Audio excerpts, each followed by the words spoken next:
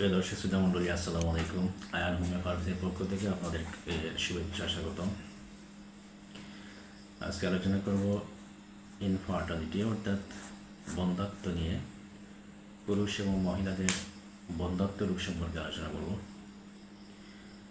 সন্তান গ্রহণের ইচ্ছা থাকা সত্ত্বেও কোনো দম্পতির 1 বছরের মধ্যে গর্ভবতী না হলে এই অবস্থাকে ইনফার্টিলিটি বা বন্ধ্যাত্ব বলে। পুরুষ এবং মহিলা উভয়ই বন্ধ্যাত্ব হতে পারে। পুরুষের বন্ধ্যাত্বের পিছনে যেসব কারণ থাকে, যদি পুরুষের হরমোনের সমস্যা, অন্ডকোষে আঘাত জনিত কোনো সমস্যা, অতিরিক্ত বয়স, মানসিক চাপ, যৌন রোগ, শুক্রবাহী হওয়ার রাস্তায় প্রতিবন্ধকতা, শুক্রাণুর উৎপাদন অথবা গুণগত মান প্রয়োজনের চেয়ে কম হওয়া ইত্যাদি কারণে পুরুষ বন্ধ্যাত্ব হয়ে থাকে। বন্ধ্যাত্ব পুরুষের চেয়ে মহিলারও বেশি হয়।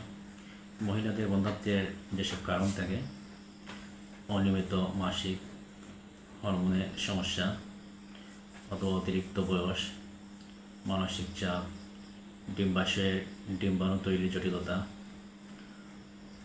ওভারিয়ার সিস্ট, ডায়াবেটিস, প্রজননতন্ত্রের জন্মগত ও গঠনগত ত্রুটি, ফ্যালোপিয়ান টিউব ব্লক, জরায়ুর ইনফেকশন, জরায়ুর টিউমার, এসব ইত্যাদি কারণে মহিলারা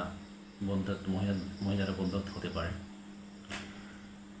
তো আমাদের হোমিওপ্যাথিতে বন্ধ্যাত্বের এফেক্টিভ মেডিসিন রয়েছে, যেসব মেডিসিন বন্ধ্যাত্বের রোগে অত্যন্ত কার্যকরভাবে কাজ করে, যেমন সিপ্রিয়া, নেট্রামিউ, মার্কসল, লেগনাস কাস্ট, বোরাক্স, অশ্বগন্ধা, অরামেট, হেলোনিয়াস, কলোপায়াম ইত্যাদি।